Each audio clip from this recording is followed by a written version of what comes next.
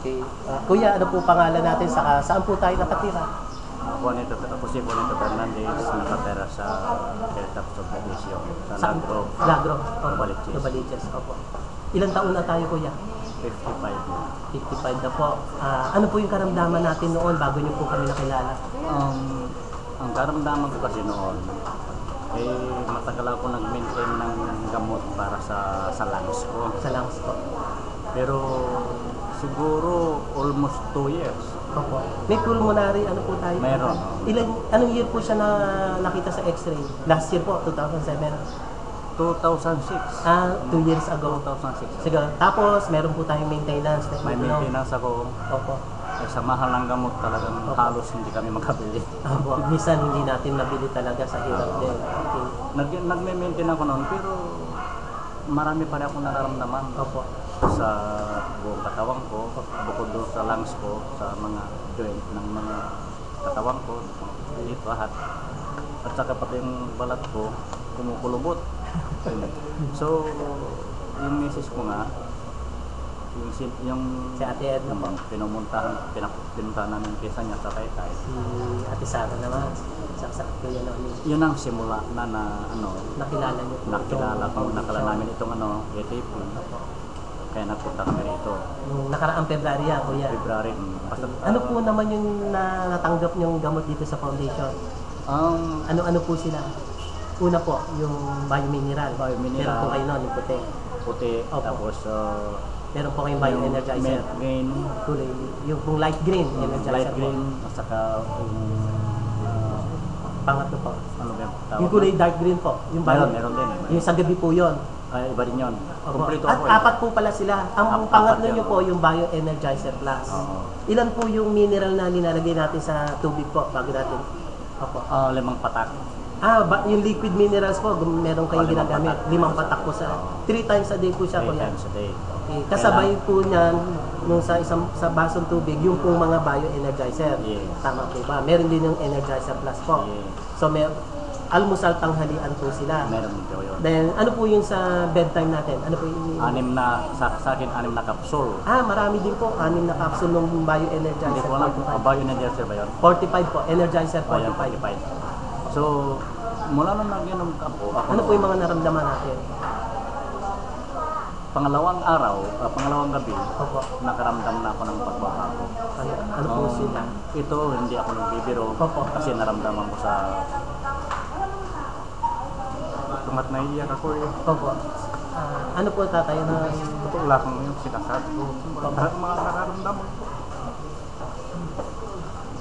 Tagal akong ng gamot na sa lungs pero wala po silang parang pagbabago? walang pagbabago. Opo.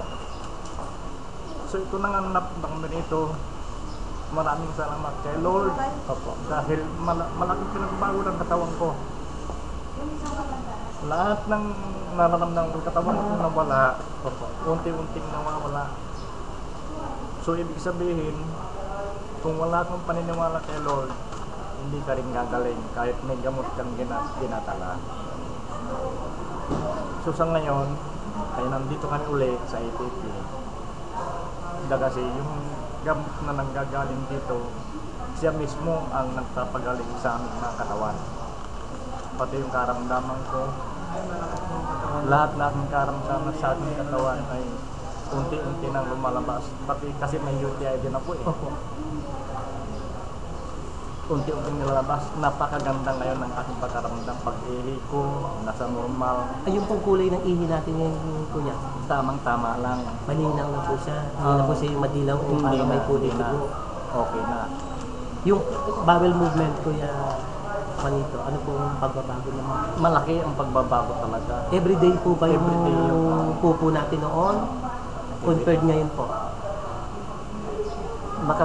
Basta maganda lahat. Opo. Ang kinalabas na sa aking katawan. Lahat ng aking idinudog Yung tulog din po natin, napakasarap. Alas 9 o alas 8 ng gabi, nahihiga na ako kasi talagang pinigilan na yung mata ko. Hindi niyo po siya mapigilan. Hindi ko mapigilan talaga.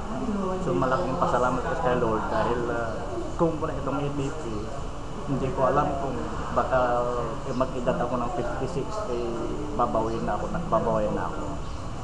So maraming salamat sa ITP. Kuya Juanito, i-share niyo po sa amin yung pasasalamat natin sa Panginoon. Maraming salamat sa ITP dahil sa kanila, kung wala sila dito, palagay ko maaaring itong sakit namin ay hindi na magbabago, lalong lalala.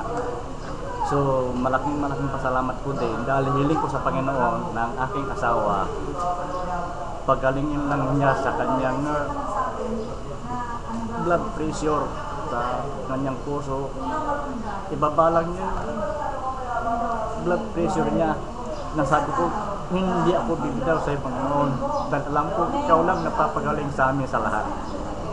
Na kahit sinong napagagaling manggagamot sa mundo, sinabi ko talaga sa sarili ko, ikaw lang ang makakatulong sa amin, wala nang iba. So dininig niya yung panalangin ko sa Panginoon, kaya ito ako, hindi na ako maaaring bumitaw sa Kanya. So maraming salamat po. Sana po salamat matuturan pa ng mga iba na katulad namin. Maraming salamat Kuya Juanito.